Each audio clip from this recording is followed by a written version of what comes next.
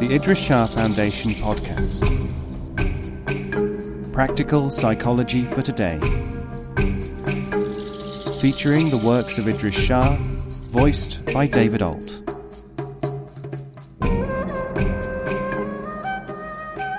Welcome to the Idries Shah Foundation podcast. In this edition of the podcast, we will hear more selections from Caravan of Dreams by Idries Shah. This audio has been made available by the Idries Shah Foundation. The Tale of Melon City. The ruler of a certain city one day decided that he would like a triumphal arch built, so that he could ride under it with all pomp, for the desirable edification of the multitude. But when the great moment came, his crown was knocked off. The arch had been built too low. The ruler therefore ordained, in his rightful wrath, that the chief of the builders should be hanged. Gallows were prepared, but, as he was being taken to the place of execution, the master builder called out that it was all the fault of the workmen, who had done the actual construction job. The king, with his customary sense of justice, called the workers to account. But they escaped the charge by explaining the masons said that they had only carried out the orders of the architect. He, in turn, reminded the king that his majesty had, at the last moment, made some amendments of his own to the plans, changing them. "Summon the wisest man in the country," said the ruler, "for this is undoubtedly a difficult problem, and we need counsel." The wisest man was carried in, unable to stand on his own feet, so ancient, and therefore so wise, was he. "It is evident," he quavered, "that in law the actual culprit must be punished, and that is, in this case, quite evidently, none other than the arch itself." Applauding his decision, the king ordered that the offending arch be carried to the scaffold. But as it was being taken there, one of the royal councillors pointed out that this arch was something which had actually touched the august head of the monarch, and must surely never be disgraced by the rope of execution. As in the meantime, exhausted by his exertions, the venerable wise man had breathed his last, the people were unable to apply to him for an interpretation of this new observation. The doctors of law, however, decreed that the lower part of the arch, which had not touched anything at all, could be hanged for the crime of the whole arch. But when the executioner tried to put the arch into the noose, he found that the rope was too short. The rope-maker was called, but he soon explained that in his opinion it was the scaffold that was too high. He suggested that the carpenters were at fault. "The crowd is getting impatient," said the king, "and we must therefore quickly find someone to hang.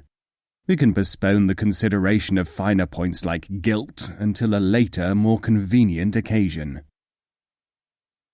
In a surprisingly short time, all the people in the city had been carefully measured, but only one was found to be tall enough to fit the gallows. It was the king himself. Such was the popular enthusiasm at the discovery of a man who would fit, that the king had to conform, and he was hanged. "Thank goodness we found someone," said the Prime Minister, "for if we had not satisfied the appetite of the mob, they would undoubtedly have turned against the crown." But there were important matters to consider, for almost at once it was realized that the king was dead. "In conformity with custom," announced the heralds in the streets, "the first man who passes the city gate shall decide who is to be our next great ruler." The very next man to wander past the gate was an idiot. He was quite unlike the ordinary, sensible citizens with whom we have become familiar, and when he was asked who should be king, immediately said, a melon. This was because he always said a melon to every question. In fact, he thought about nothing else, being very fond of melons.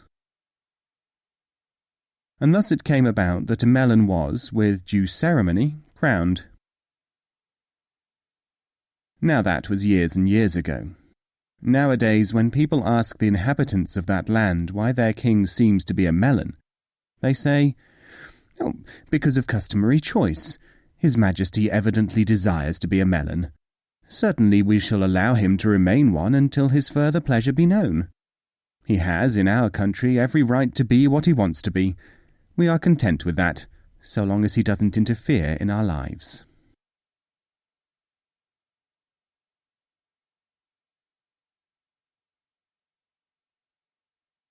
Haughty and Generous. A certain rich man named Khalil was famed far and wide for his ability to maintain, at one and the same time, the two characteristics of hauteur and generosity, which are held by many people to produce the ideal nature.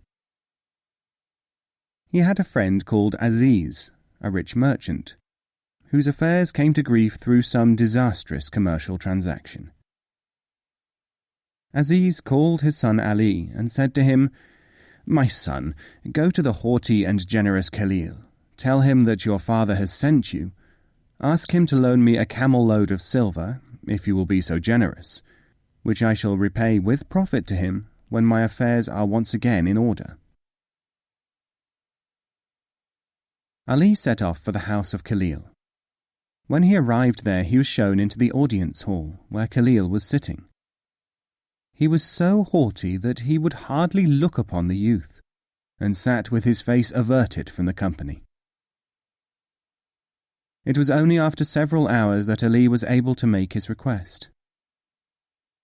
Khalil looked at him with the utmost hauteur, and said, "Leave my presence immediately." As the wretched Ali was making his way back through the courtyard of the house, he was handed the leading rein of a long string of camels, each one loaded with as many sacks of gold and jewels and robes of honour as it could carry. Aziz was overjoyed when Ali returned with the treasures, and after many months of trading he amassed a huge profit. He said to Ali, "My son, here is a caravan with double the amount of wealth which Khalil so generously, albeit haughtily, lent us. Hasten and deliver it to him with the gratitude of your father." Ali made his way again to Khalil's house, this time gaining admission only after waiting for several days. When at last he was allowed to speak to Khalil, who was sitting in the same manner as if he had never moved, he said, "Noble sir, I am Ali, son of Aziz, come with my father's thanks and greetings, to return, together with a legitimate profit, the amount of money which you had in your generosity lent to a beggar without any security." Khalil looked at him for a long time. Then he said, "Ali, son of Aziz, you and your father, though impressed, cannot understand the nature and extent of my chief characteristics. Get out of here, with your money and your camels and your goods. Generosity is not lending. I am not your father's banker."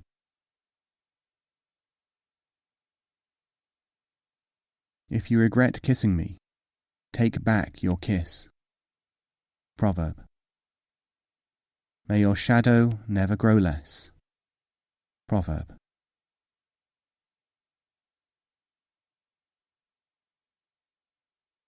The chests of gold.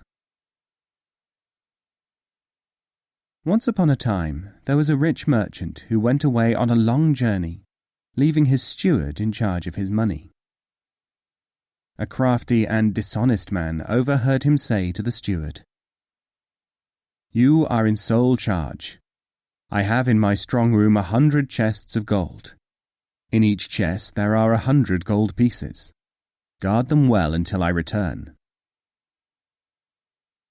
The crafty man scraped up an acquaintanceship with the steward, and they often used to sit drinking coffee together. One day the crafty man said, "I am something of an alchemist. If I can get 1 gold piece, I can double it so that it becomes 2. At first the steward did not believe him, but after a time he was tempted to make a test, using some of his employer's money. "You only borrow it," said the crafty man, "and you keep it in your own hands, here in the coffee house. If it does not multiply, what can you lose?" Eventually the steward agreed.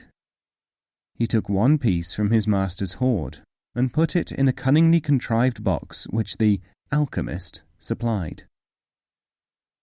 When they opened the lid, there were 2 pieces inside. Thus encouraged, and being presented with the extra piece as a gift, the steward asked the alchemist if he could repeat the process.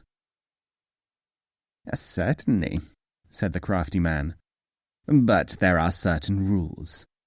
First, you must take only 1 coin from each box of coins that you have, however many that may be. Bring them here." The steward did as he was told, and one by one, the 100 coins became 200. "And now for the next rule," said the crafty man, "and that is, you must not replace doubled coins in the same box. Get another box and put the 200 in that. Then spend from the new box until your own 100 are finished. This will leave your master's capital untouched, and you will have gained 100 pieces of gold." The steward did as he was told. He started to spend his own share, and sure enough, he found that the doubled pieces were real gold, accepted without question in the shops.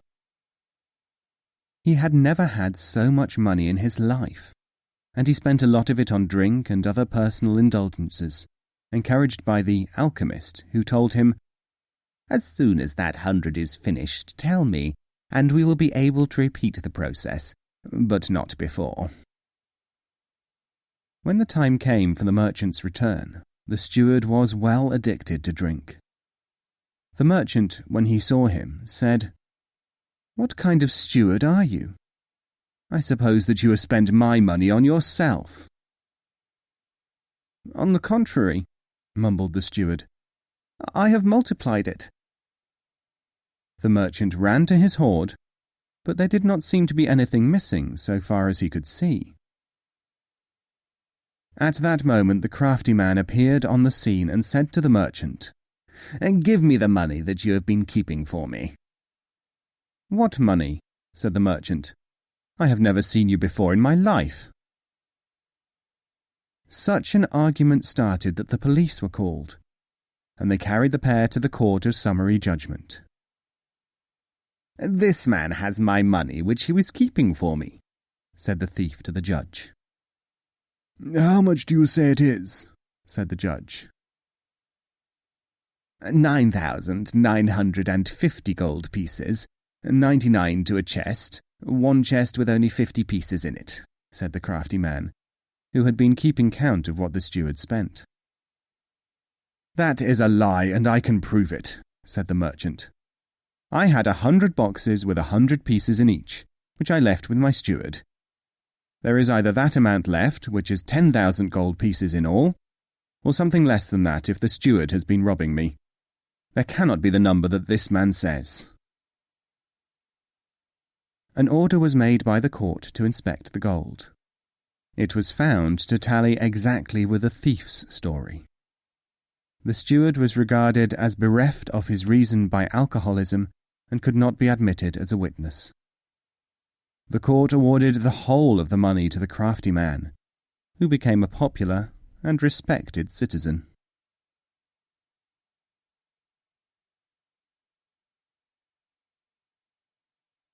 The lowliest of the Arabs.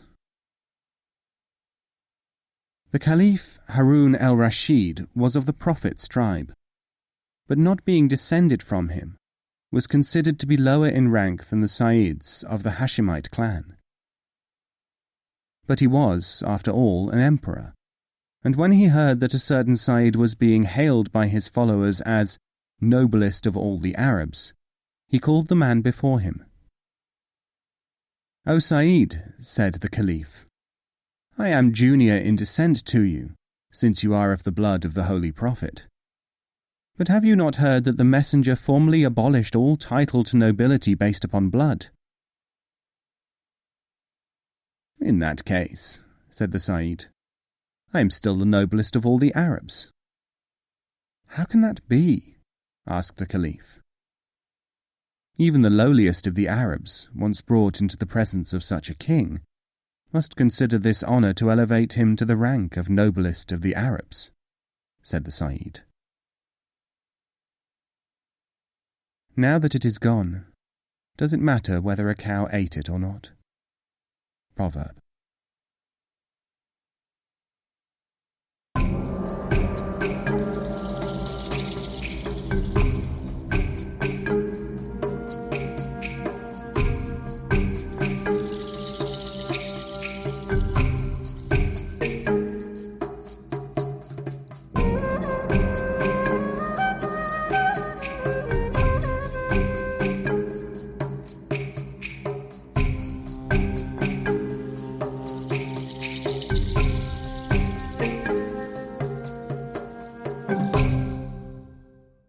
This podcast is copyright 2016, the Idries Shah Foundation.